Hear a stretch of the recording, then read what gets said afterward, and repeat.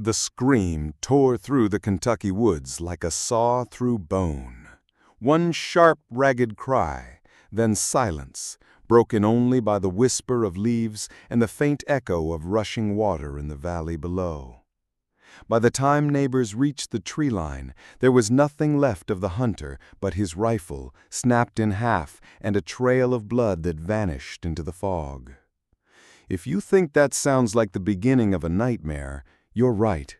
But what happened here in 1907 wasn't just a ghost story.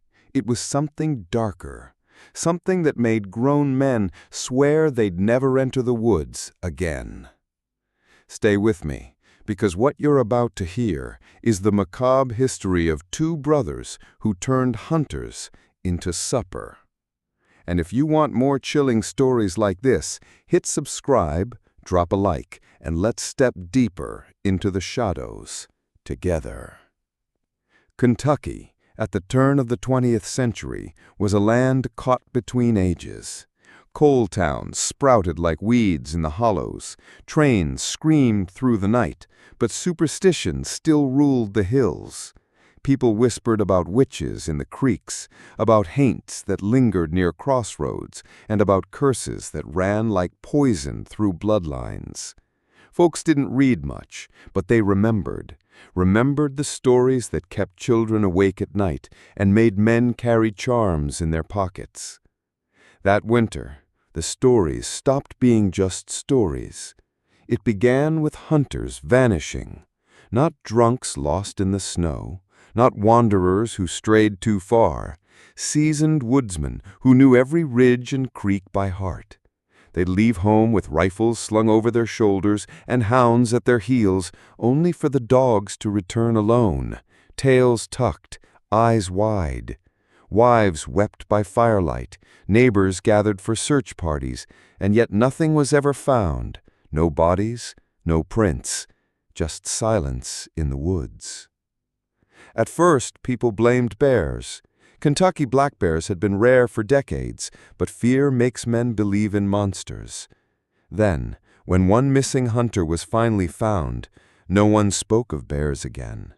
His body was laid out in the snow like meat on a butcher's block. The flesh had been stripped from his bones, marrow sucked clean, organs gone as if scooped out with a hand. No animal does that. No animal lays a man down as though preparing supper. That's when the whispers of the brothers began. The town knew of them. Everyone did. They had grown up on the edge of society, half wild even as children. No school could keep them, no preacher could save them, and no neighbor wanted them around. Folks said their father had been strange, dabbling in things no Christian man should. He died young, and the boys were left to themselves, roaming the woods, learning the kind of hunting that doesn't end with venison hanging in a smokehouse. People said they were cursed, born wrong, bred of something rotten in the blood. For years they lived like shadows in the hills. Farmers caught glimpses of them at night, tall, thin shapes moving through the trees, faces hollow-eyed, clothes little more than rags. They didn't speak much, but when they did, their voices carried like gravel dragged across stone. Some swore they saw them digging in creek beds, muttering in tongues no one understood. Others claimed the brothers skinned animals not for meat, but for practice for something bigger. By 1907, the rumors sharpened into terror. Because when hunters began to vanish, people remembered the boys who had become men without ever belonging to men's company.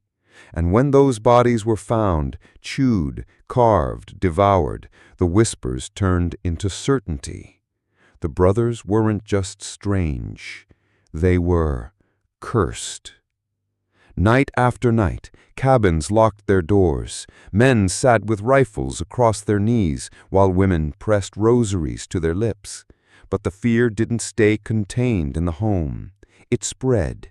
Farmers stopped tending fields too close to the woods. Children were forbidden to play by the creek. Whole church sermons turned into desperate pleas for deliverance. And yet the vanishing continued. Then came the hunter from Clay County. He'd gone after deer near the Pine Mountain Ridge, and what was found of him made even the bravest men turn pale. His body lay face down, his back split open, ribs splayed like gates. What was missing wasn't just flesh, but dignity. He'd been treated like livestock, butchered with purpose. Around him, in the mud, there were prints, not bare paws, not boot soles, bare feet, 2 sets. The sheriff swore to the people he'd bring justice. He said no man, cursed or not, would terrorize Kentucky soil while he wore the badge. He gathered a posse, 6 men with rifles, lanterns, and hounds. They marched into the woods, confident, muttering about ending this once and for all. Only 4 came back. The 2 who survived carried nothing but fear in their eyes and the stink of blood on their clothes. They wouldn't speak of what they saw at first, but when the bottle loosened their tongues, they told the same tale. The brothers didn't just kill like men. They hunted like something else. They moved through the trees faster than any beast, silent, patient, waiting until the men were lost in the dark. Then came the screams, one by one. The sheriff himself was never seen again. By spring, Kentucky wasn't just whispering about the brothers. It was praying. Farmers called them devils, preachers called them demons, and the old women with wrinkled hands and half-closed eyes said the word no one wanted to hear out loud: curse. And as more hunters vanished, their bodies turned up like butchers' scraps, and families wept over the hollowed remains of men who had once been fathers, sons, and brothers. One question began to rise louder than the church bells on Sunday morning. Were the brothers born cursed, or had the curse been made? If you wanted to understand the brothers, you had to go back to where it all began. Not in 1907, when blood ran fresh, but in the years that made them what they became.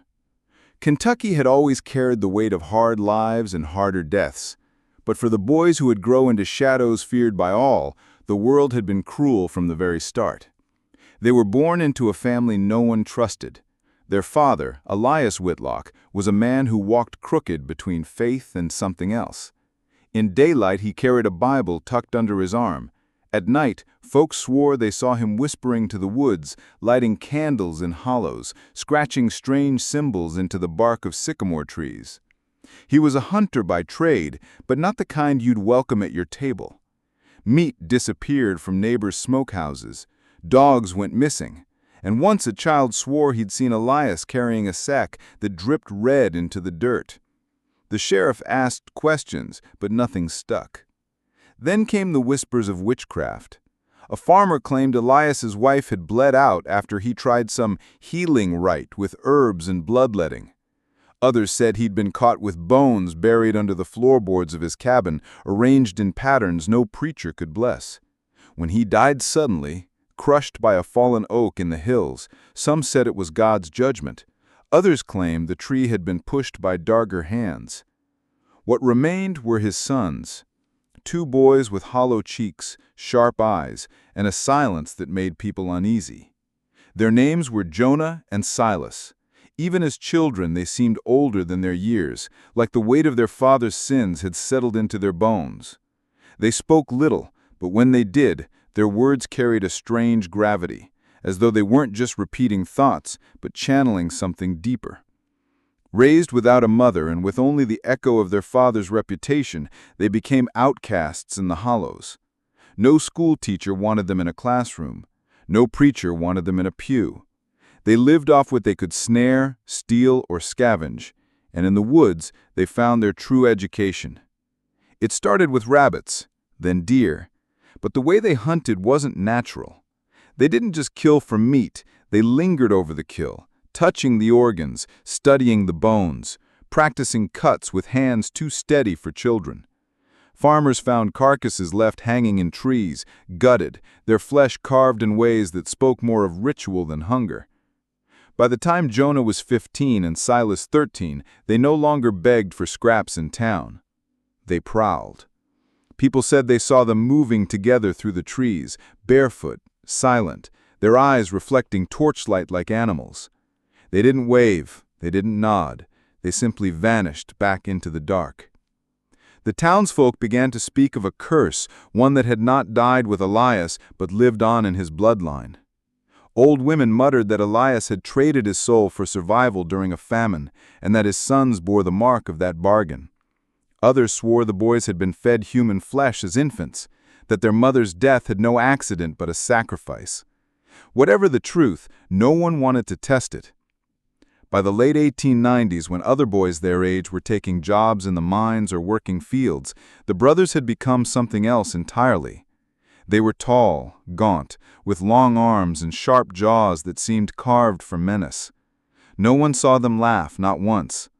When they did appear in town, it was only to trade pelts or bones, not clean hides, but skins so badly butchered that shopkeepers would hand over coins just to get rid of them faster. And yet the brothers never left Kentucky. They never ran to the cities, never sought another life. They stayed tethered to those hills as though bound by something deeper than choice. The land itself seemed to cling to them. People said the woods grew quieter when they entered. The dogs whined when their scent carried on the wind. The children woke crying on nights when Jonah and Silas roamed those hills. Then came the first man to vanish. It was said that in 1898, before the killings became open knowledge, a trapper disappeared near Black Hollow. His cabin was found ransacked, blood on the walls, his traps twisted as if by rage.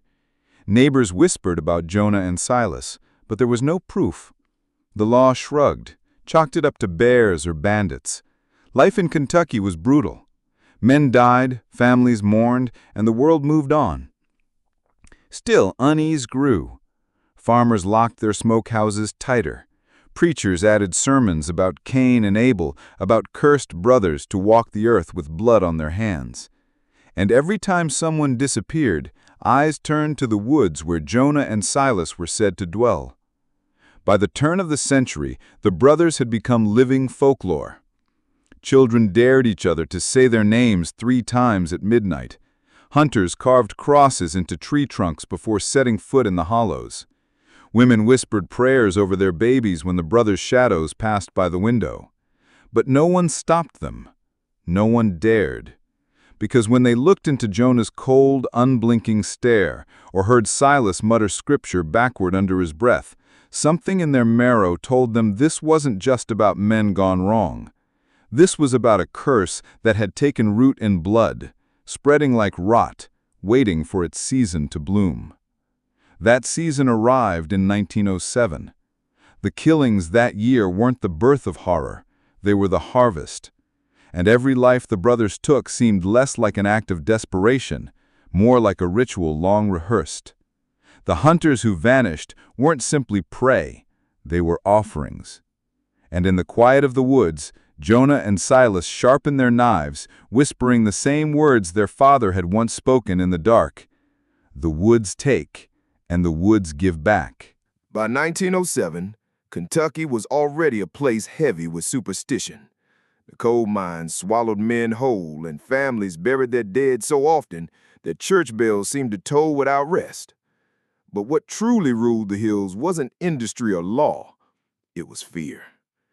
Fear of things whispered but never named, of shadows in the hollows, of curses that stretched back generations. And when Jonah and Silas Whitlock stepped out of folklore and into flesh, that fear became gospel. The killing spread like a sickness. Hunters vanished first, but soon it was trappers, travelers, even farmhands who dared to cross into the brothers' territory. It wasn't random. It was deliberate, selective. The victims were always men who carried rifles, men who prided themselves on killing for food or sport. It was as though Jonah and Silas had sworn to turn hunters into hunted, to twist nature's order until it snapped. And everybody that was found told the same story.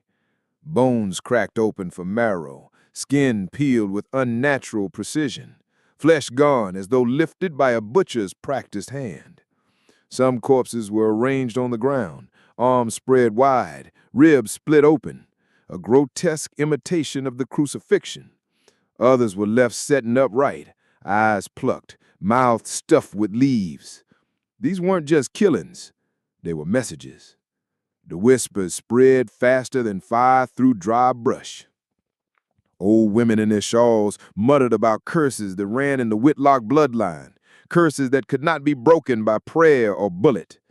Miners carried charms carved from rowan wood in their pockets. Farmers nailed horseshoes above their doors. Mothers drew crosses on their children's foreheads with ashes every Sunday night, as though the mark itself could ward off evil. The churches overflowed. Preachers thundered about demons walking among men, about Cain's curse, about sins visited on the sons of the wicked. Congregations wept, shouted, begged the Lord to cleanse the hollows. Yet when services ended, no one dared walk home alone. What made it worse was that the law seemed powerless. Sheriffs organized search parties, but every time men rode into the woods, fewer came back than went in. Lanterns were found hanging from trees like trophies. Rifles were discovered bent as if wrenched by enormous hands. One survivor swore he'd seen Jonah step from the fog with nothing but a knife, eyes black as coal, moving faster than any man had a right to. Another claimed Silas spoke scripture in a broken, guttural voice as he carved symbols into tree trunks with the blood of his prey. The brothers weren't just killing, they were building something. Farmers began finding markings on their land, circles of stones, piles of animal skulls, patterns of bones arranged in spirals. Some believed it was witchcraft, others that it was madness, but either way, the result was the same. The land itself seemed poisoned. Crops withered on the edges of the brothers' territory. Livestock grew skittish, refusing to graze near the woods. And always the howls came at night. Not the howls of wolves or coyotes, but something lower, stranger, like men trying to remember how to sound like beasts. Hysteria bloomed. Families fled their cabins for towns with stronger church steeples. Coal companies reported men refusing to take night shifts near the tree line. Whole valleys fell silent, abandoned, the doors of homes left swinging in the wind. Newspapers caught wind of the story, publishing lurid headlines. Cannibal brothers terrorize Kentucky hills. Curse of the Whitlocks claims new victims. Hunters become the hunted. Yet with every headline, the legend only grew stronger. Men from neighboring counties came, rifles in hand, eager to prove their courage and collect the bounty whispered to be on the brothers' heads. Few returned. Those who did spoke of traps laid in the forest, pits lined with sharpened stakes, tripwires that sent logs crashing down, snares that could hoist a man into the air by his ankles. Jonah and Silas didn't fight like beasts. They fought like men who had studied the woods until they knew every tree, every hollow, every path a man might take. And still, people called it a curse, because it was easier to believe in demons than to face the truth that flesh and blood men could become this monstrous. Easier to think Jonah and Silas were touched by the devil than to admit they had been shaped by hunger, cruelty, and something darker in their nature. The fear reached a fever pitch when a group of miners vanished while trying to take a shortcut through the valley. Their bodies were found days later, propped against rocks like puppets, faces painted with their own blood in crude mockeries of smiles. On one of their chests, carved deep into the skin, were the words, "The woods take."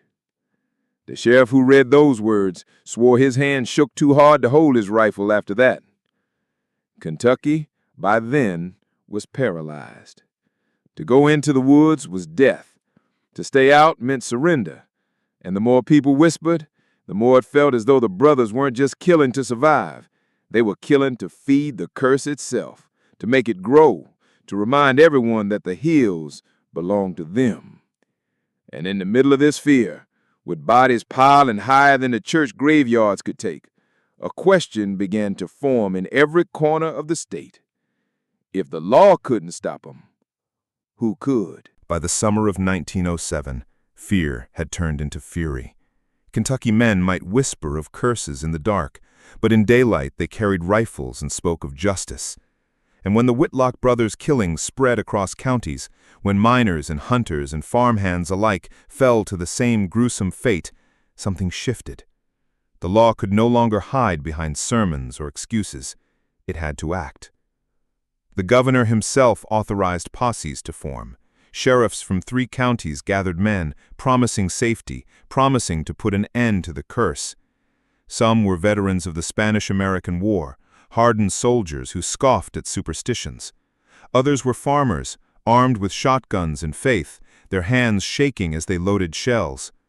In total, nearly 30 men rode into the hollows that July, lanterns swinging from their saddles, dogs straining at leashes, voices raised in nervous hymns.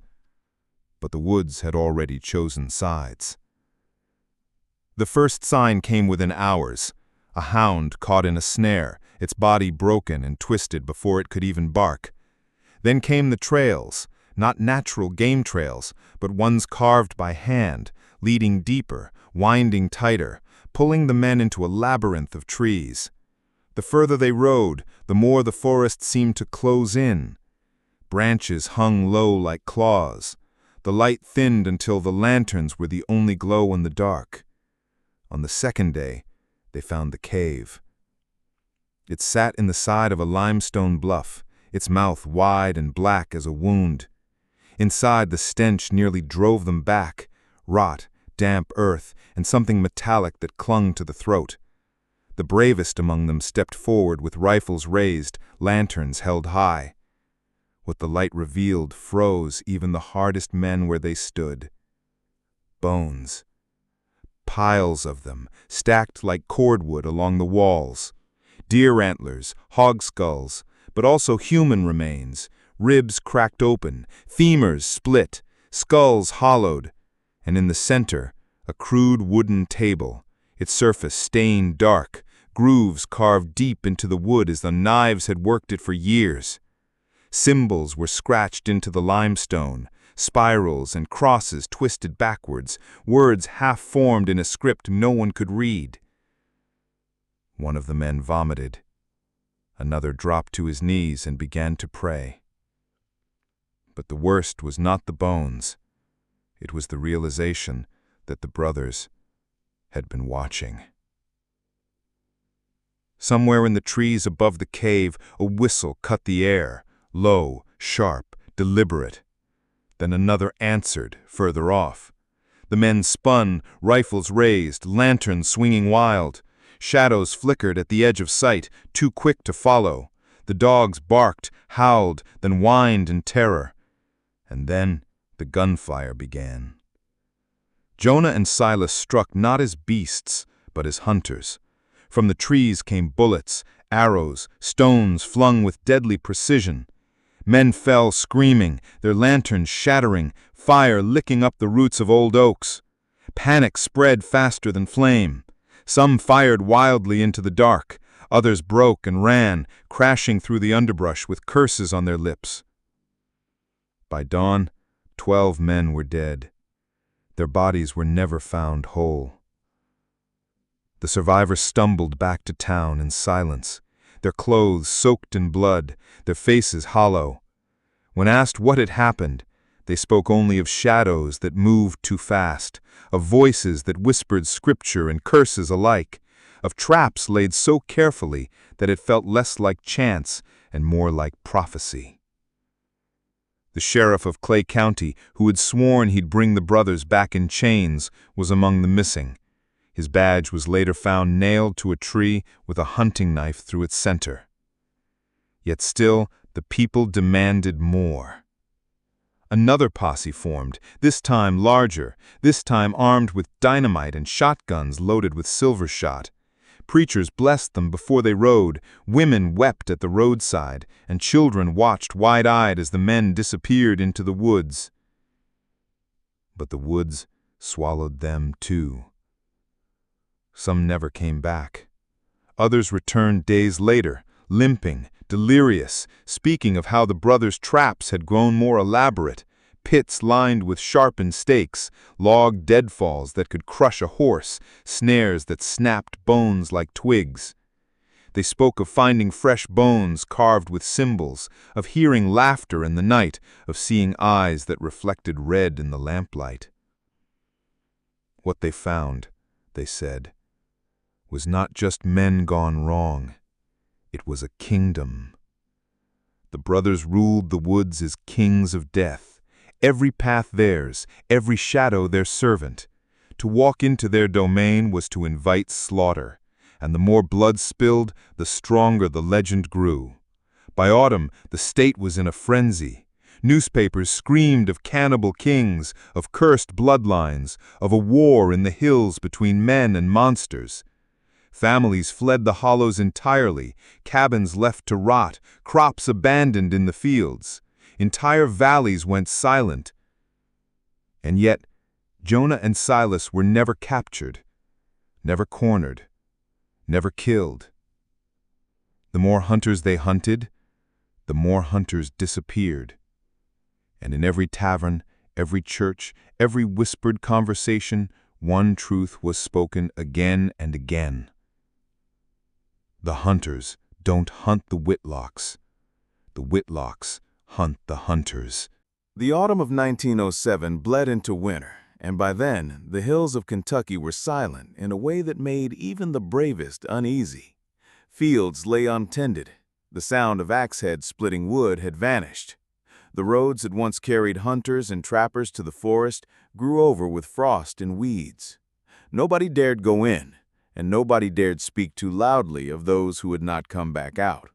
But legends don't die in silence. They thrive, and the legend of Jonah and Silas Whitlock demanded an ending. By November, whispers turned to calls for a final reckoning.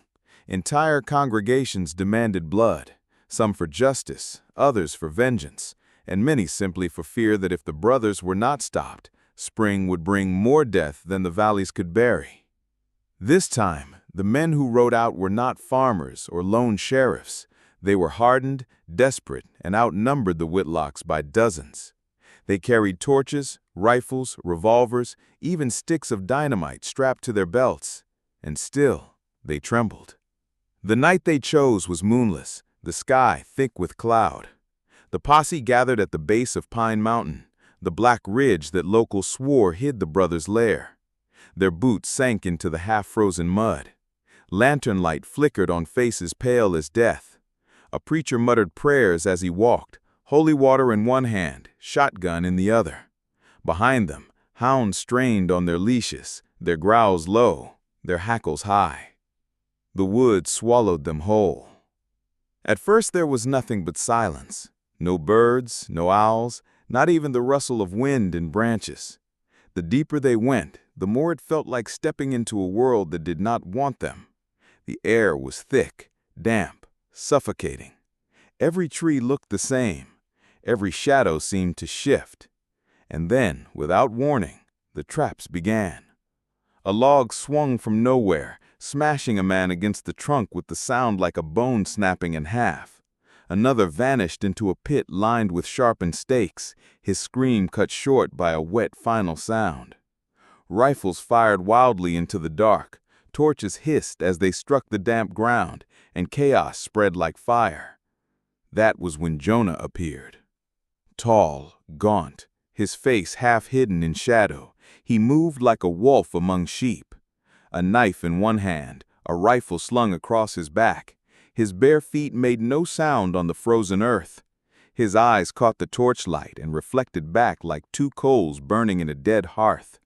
He didn't rush. He didn't need to. Panic did the work for him. Silas followed, thinner, sharper, his mouth moving in a twisted echo of scripture. "The woods take, and the woods give back," he hissed as he drove his blade into the side of a man fumbling with his rifle. His hands were covered in blood, his chest bare despite the cold, his body painted with crude symbols that glistened wet. He looked less like a man than something carved out of nightmare. The posse broke. Some fired until their rifles clicked empty. Others fled through the underbrush, their screams fading into the night. A handful held their ground, torches raised, prayer shouted into the black.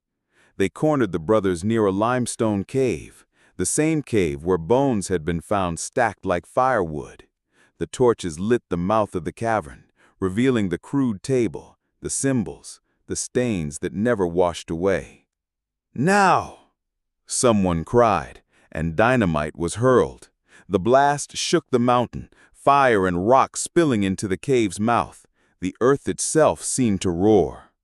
When the smoke cleared, the brothers stood inside, bloodied but unbroken. Jonah's knife glistened red, his chest heaving like a beast caged. Silas's lips curled into a smile too wide, too human, too wrong. And then they charged. The fight that followed was not a skirmish, it was slaughter. Men fell left and right, some by blade, others by traps already set in the earth. Torches were snuffed, rifles knocked from hands. In the chaos, men swore the brothers seemed more than flesh, moving too fast, striking too hard, surviving blows that would have killed ordinary men. Yet even monsters bleed. Shot after shot tore into Jonah's chest. A blast of buckshot shredded Silas's leg. Still they fought, until at last the weight of numbers pressed them back into the cave. One final stick of dynamite was thrown, and the mouth of the cavern collapsed in thunder. Rock and smoke swallowed the brothers whole. The surviving men staggered from the woods at dawn, faces pale, clothes torn, eyes hollow. They told of the cave collapsing, of the brothers' screams echoing long after the rocks had fallen. Some swore they had seen Jonah still standing in the rubble, his eyes burning red. Others claimed Silas's voice carried through the smoke, chanting scripture backwards, as though cursing every man who had lifted a hand against him. But one truth was agreed upon. The Whitlocks had not walked back out. The hills fell silent again, not with fear, but with relief. And yet, even as families rejoiced, as churches rang their bells and preachers cried out that the curse was broken, a question lingered like a shadow too deep to banish. Were the brothers buried that night, or had they simply gone deeper into the dark? When dawn broke over Pine Mountain, the smoke still curled from the collapsed cave, and the air was heavy with the stink of gunpowder and blood. The men who staggered back to town that morning carried with them the story of a victory, of the Whitlock brothers buried beneath tons of limestone. Their reign of terror ended at last. But legends don't die under rock. They live in whispers. At first, the townspeople clung to relief. Bells rang, prayers rose, families opened windows long nailed shut. Farmers returned to fields, miners descended once more into shafts, and for a time, life seemed to creep back into the hills. Mothers tucked children into bed with the promise that the curse was over, that the woods no longer belonged to monsters. Yet the woods had not grown quiet. Hunters swore they still heard howls at night, not the long, mournful cries of coyotes, but low, guttural sounds, too human to be beast and too wild to be man. Hounds refused to follow trails near the cave. Farmers found symbols scratched fresh into their barns, spirals and crosses twisted backward, the very marks that had been carved into stone. And when a trapper vanished the following spring, his body never recovered. The whispers returned like rot through damp timber. "The Whitlocks ain't gone," old women said, their voices trembling in church pews. "Rock don't bury a curse." The newspapers tried to put an end to it. Bold headlines declared, "Cannibal brothers destroyed in final battle." Columns praised the courage of the men who had carried dynamite into the woods. But print fades faster than memory, and the hills remember. Children dared each other to climb Pine Mountain and press their ears to the stone where the cave had been sealed. Some swore they heard scratching from the other side. Years passed. Men vanished still. A hunter in 1912, a pair of miners in 1919, a farmer in 1926. Each time the same. No bodies, only blood, only silence. And each time the legend grew. Folks said Jonah and Silas had become something more than flesh, that the curse had devoured them until they were part of the land itself. They were the shadow between the trees, the silence that fell before a man's last breath, the hunger that no rifle or prayer could kill. By the 1930s, the tale of the Whitlocks had spread far beyond Kentucky. Ghost hunters, journalists, and curious thrill-seekers came from cities to stand at the edge of the hollows, listening for cries in the night. Some swore they saw figures in the fog, tall, gaunt, barefoot men who vanished when the lantern light swung their way. Others spoke of traps still hidden in the brush, rusted with age, but deadly sharp. A few never came back at all. For those who lived in the valleys, the curse was not history, it was inheritance. Parents warned their children never to stray into the woods. Preachers reminded congregations that evil runs in blood and that curses do not die with men. And hunters, even the boldest, carved crosses into tree trunks before setting their traps, whispering, "The woods take and the woods give back." Even now, more than a century later, there are locals who will not walk Pine Mountain after dark. They tell stories of headlights cutting out on the road near the ridge, of radio static filling with voices reciting scripture backward, of deer carcasses left in trees like grotesque offerings. They say the Whitlocks still walk, not as men, not even as spirits, but as something in between, bound to the hunger that made them legends. And if you think that's just a story, ask the hunters who've gone missing in the last 50 years. Ask the families who buried coffins without bodies. Ask the old men who still carry silver shot in their pockets when they step into the trees. Because the truth is, some legends are born and some are made. The curse of the Whitlock brothers was both, a bloodline twisted by cruelty, a hunger sharpened by poverty, and a darkness that no bullet, no dynamite, no rockfall could seal away. So if you ever find yourself in the Kentucky hills, deep where the roads fade and the woods thicken, remember this: the Whitlocks don't need you to believe in them. They just need you to be hungry enough to step inside.